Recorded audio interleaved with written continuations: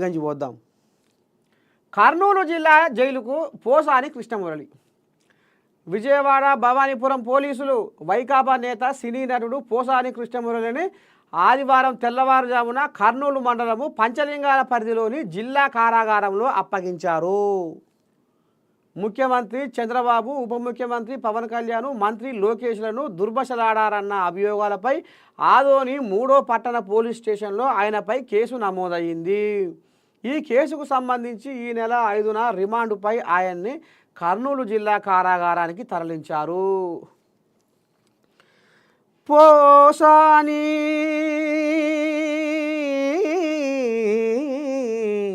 పోసాని పోసాని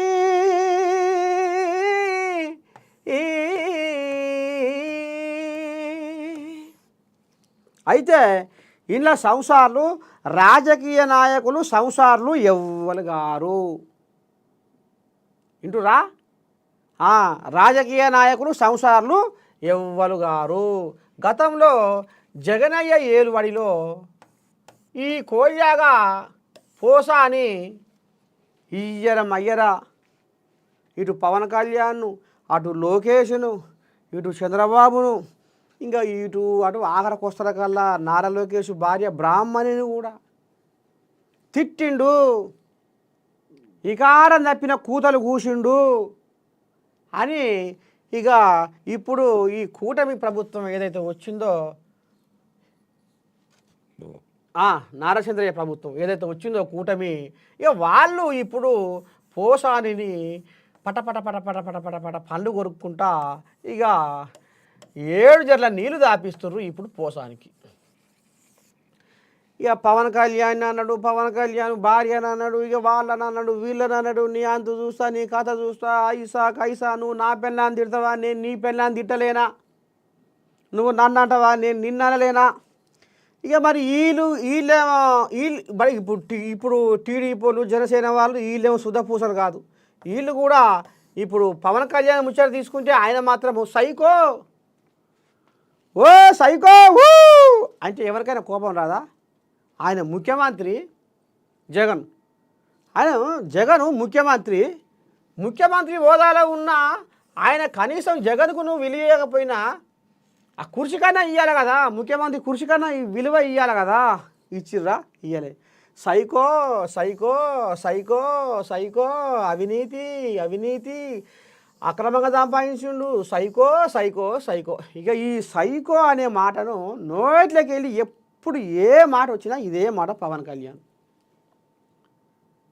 ఇక ఒకరి మీద ఒకరు ఇదే తిట్లు, ఇదే గుంటక పురాణం. ఏం సకదానం, ఏ సకదానం?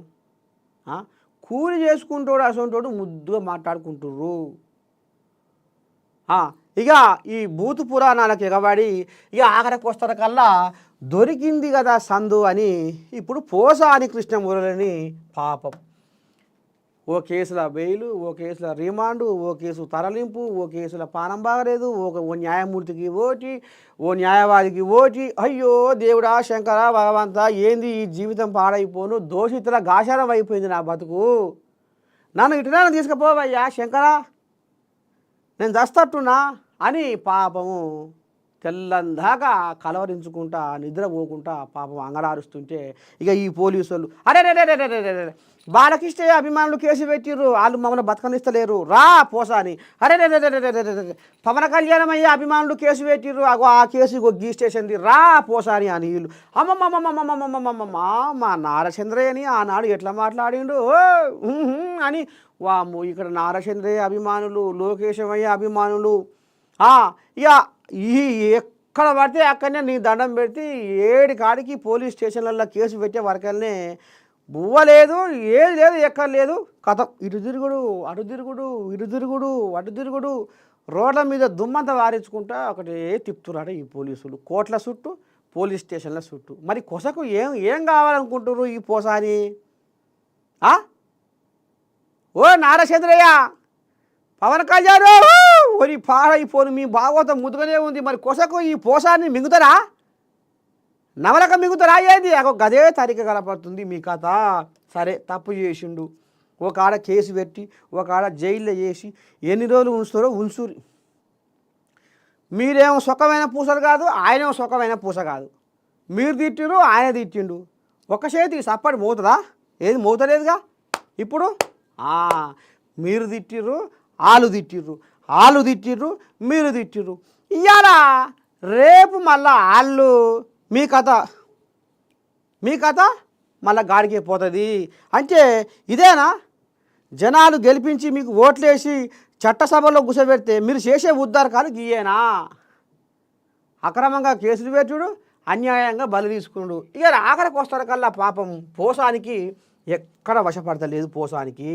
పోసాని ఇక లాభం లేదు. వామ్మో నీ దండం పెడుతురా నాయనా, నా పానం అంతా కింద లేదు మీద లేదు, అయ్యో భగవంతా అని ఇప్పుడు పాపం పోసాని అంగలారుస్తుండులా. అంగలారుస్తుండు.